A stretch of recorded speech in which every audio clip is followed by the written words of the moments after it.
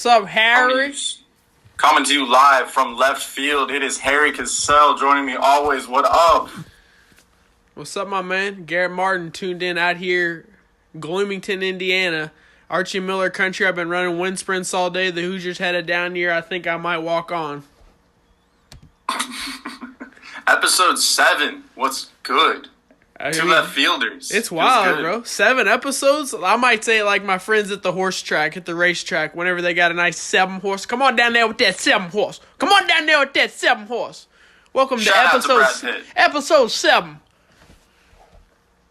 Well, that was an interesting way to start the show, but welcome everybody. Hope you guys have had a great week. How's your week been, Harry? My week is chilling, bro. Let's get started on the sports news.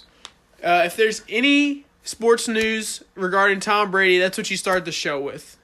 Really any news at all? Yeah, at all. Tom Brady. Good Morning America, they're starting with the Tom Brady story. Exactly. Tom Brady is not committed to play next year. There's been, it's been quite a tumultuous offseason. There's been a lot of issues with, the front office ever since the Jimmy Garoppolo trade in the season, Belichick, Robert Kraft, Tom Brady. I don't really think there's anything to worry about. I think that they're just creating drama just to create drama. Like, I feel like Tom Brady, after being, the MVP last season and him saying that, he's not committed to play next year, I feel like that's me saying I'm not committed to going to work in the morning. I'm going to go to work tomorrow. I'm just not committed to it. I mean, those around Brady have said they expect him to come back next year. He just hasn't, he didn't go to the first OTAs, this and that, but I think Brady's going to be out there next year. What do you think, Harry? He's out there? No doubt. He's definitely out there, yeah. For sure. Well, sticking with, the Patriots, and coming out of left field as we normally do, there's a horse in the Kentucky Derby this year named Gronkowski. Let me guess who bought it. You guessed it. Gronk. Was it Robert? Robert, the legend? Robert Gronkowski? Yeah, it was Robert. He bought a small stake. What were you saying? What was he mentioning? He wanted to ride the horse? I mean, I don't know what Gronk's deal is. I think the horse wanted to ride him.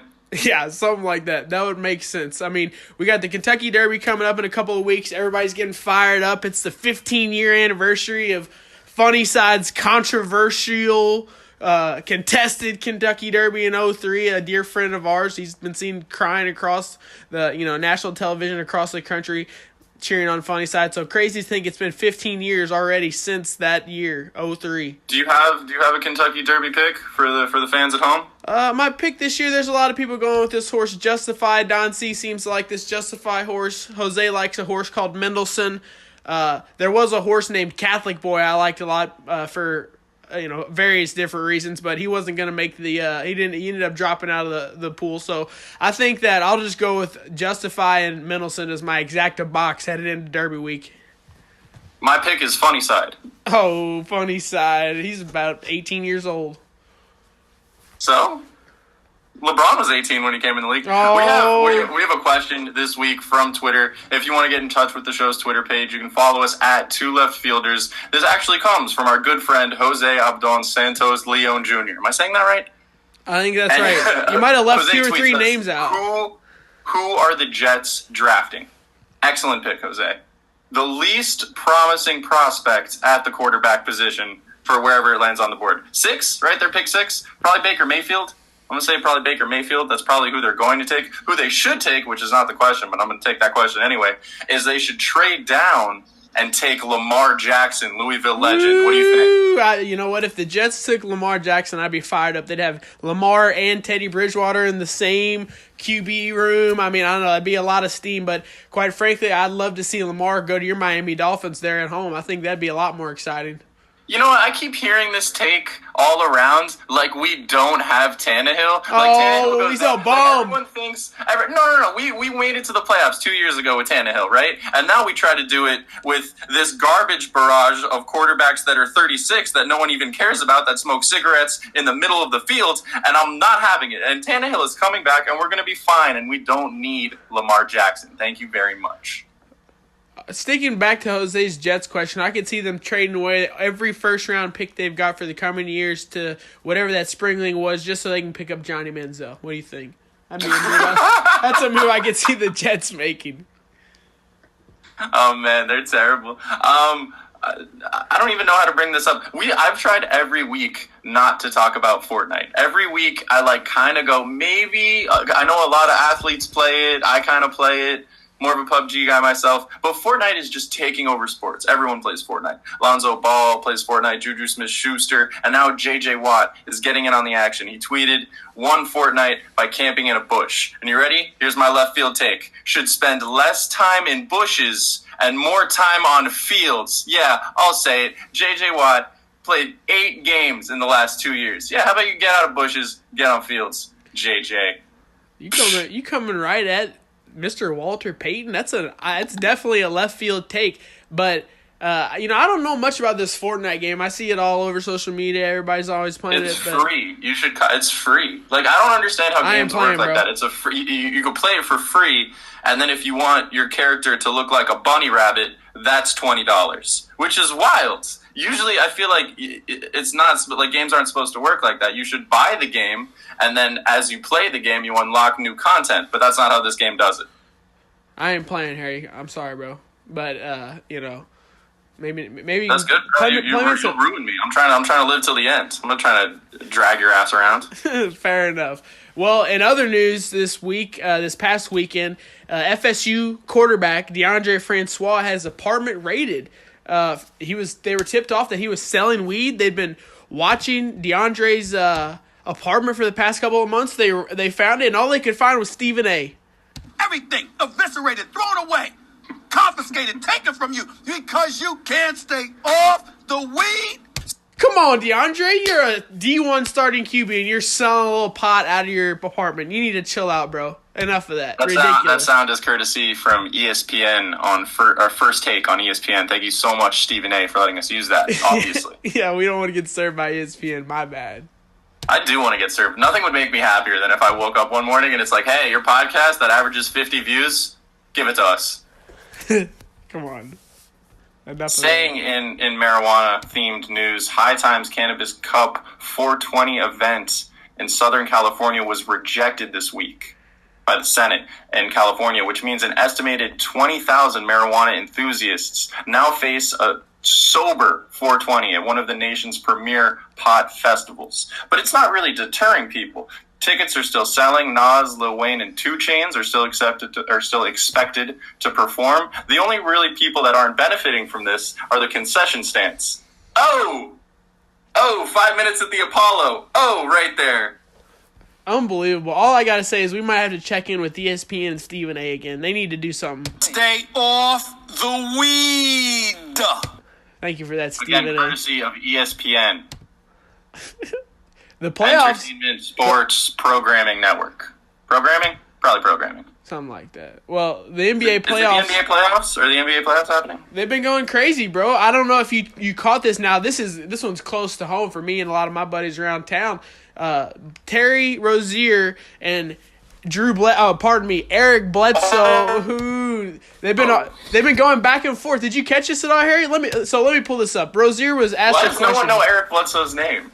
Let me pull up Rozier's quote, courtesy of ESPN, seeing what he had to say about Eric Bledsoe. Giannis, he loves to push the ball. Drew Bledsoe, he loves to push. I think it was an honest mistake, Harry. Come on. There's a way. Eric Bledsoe, Drew Bledsoe, that's the most famous Bledsoe there is. Eric's got a ways to go. That's so funny that, Terry Rozier gets to mess up, and you're like, that guy gets to mess up. I get to mess up, too. Left field. Out of left field. We're doing it. We out here. And ironically enough, I'm going to tune in here to NBC Celtics and hear what Eric Bledsoe had to say in response. He apparently did not like Rozier dodging his name. 8 minutes. How personally do you take that matchup? Who? Terry Rozier. I don't even know who that is. Come on. You don't know who that is because you don't play no defense, Bledsoe. I see you. Come on. Terry Rozier. Shoot from right behind the arc, not switching on screens. Crossed them up. Wake and baked him, tossed it from deep. Come on, you've been getting cooked by Rozier all series, Bledsoe. Enough of that. Plus, you're both Louisville, Kentucky guys. You definitely know who he is. Enough of that. And you're going to look down. Do we only talk about Louisville guys on this show? You know we do. Donovan Mitchell, I know you saw him tear it up last night too. 1-1 against OKC. I know I jumped the gun a little bit, but I had to bring it up. Rondo and Holiday on the Pelicans, which is a terrible name. It's a terrible sports name. We have another podcast about that one.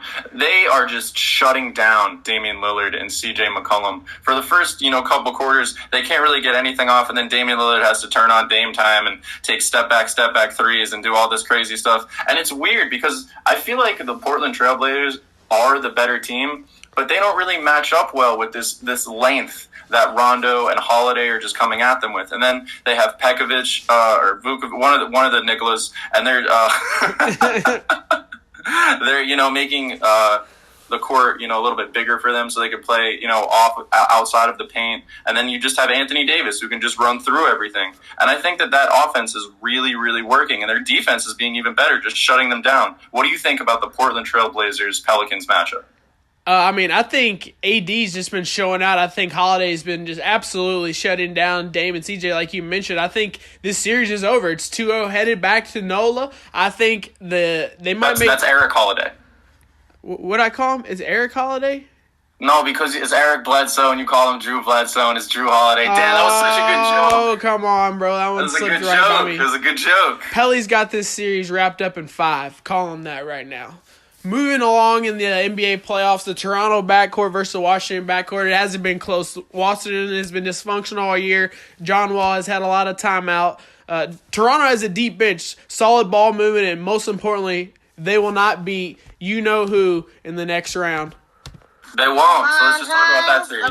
LeBron James is playing basically Victor Oladipo. I know.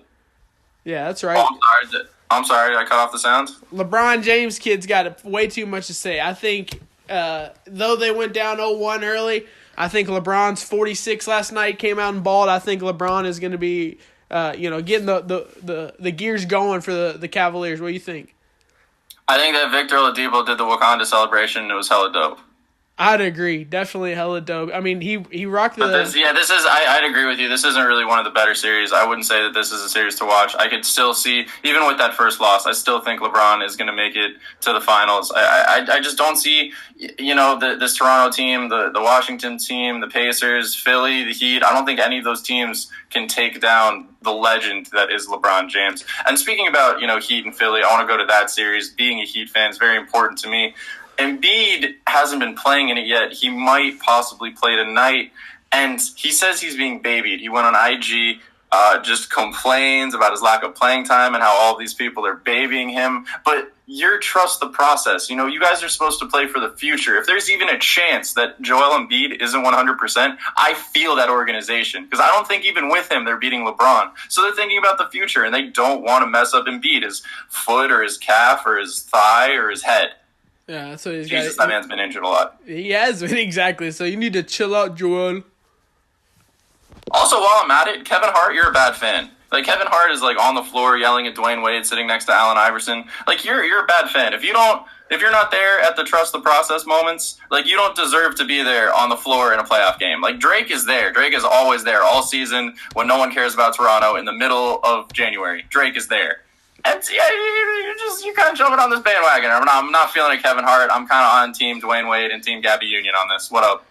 I'm saying, bro, and not to mention, Dwayne Wade threw some low blows at Kevin. He threw a tweet at him saying you can't come to Miami with the wedding ring emoji. That's where Kevin had his infamous infidelities in his marriage. So I don't know. This is taking a bit of a Spike Lee, Reggie Miller turn, to be honest. D-Wade seemed as Team D-Wade, what's up? He was going after it. Wade County, Father Prime. The nicknames go on. D-Wade's back.